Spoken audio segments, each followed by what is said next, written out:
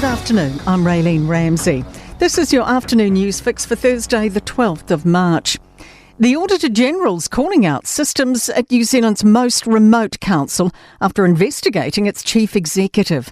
Former Chatham Islands Council CE Paul Eagle allegedly altered and created documents given to the investigation.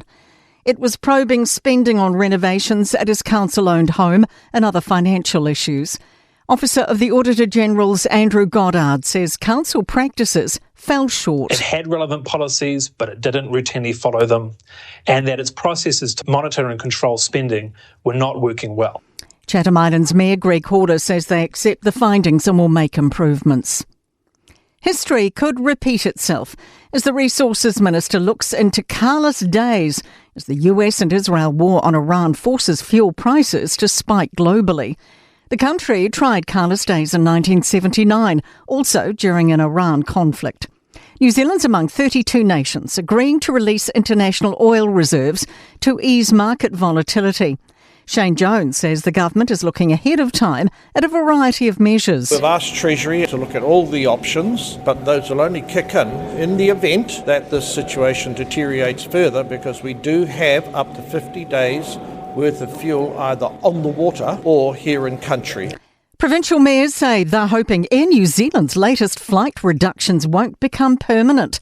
It's cancelling about 5% of flights as the Iran war and its impacts on shipping make fuel costs spike. It'll affect tens of thousands of passengers over coming months. Here's business reporter Michael Circle. The cancellations will be spread out, with no routes being completely abandoned. Marlborough Mayor Nadine Taylor says the plan is fair and reasonable, but she hopes it's also swift and temporary. New Plymouth Mayor Max Bruff says he's concerned services may not be fully restored further down the track.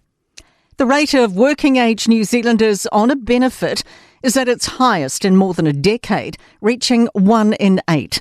Social Development Ministry data shows 427,000 people were receiving a main benefit in December last year. Jamie Cunningham has more. That figure's 13.2% of the working age population and the largest since 2013. More than half were on a job seeker support. Minister in charge Louise Upston has been trying to curb reliance on benefits, introducing a traffic light system and restricting payments for young people on job seeker. Earth Science may do a flyby around Whakaari White Island next week, checking conditions. Air New Zealand cancelled 19 services in and out of Tauranga this morning, saying ash was impacting flight paths.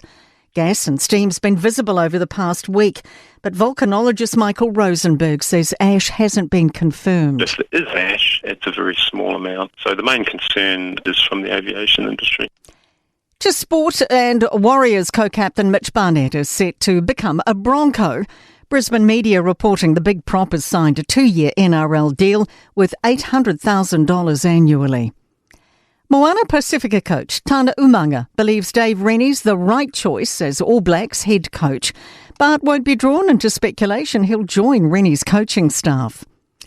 The Wellington Phoenix women have been buoyed by the re-signing of 2 key imports, securing English forward Brooke Nunn and American striker Michaela Woods for the next A-League season. That is the latest news fix. We'll have another one tomorrow morning from the Newstalk ZB newsroom.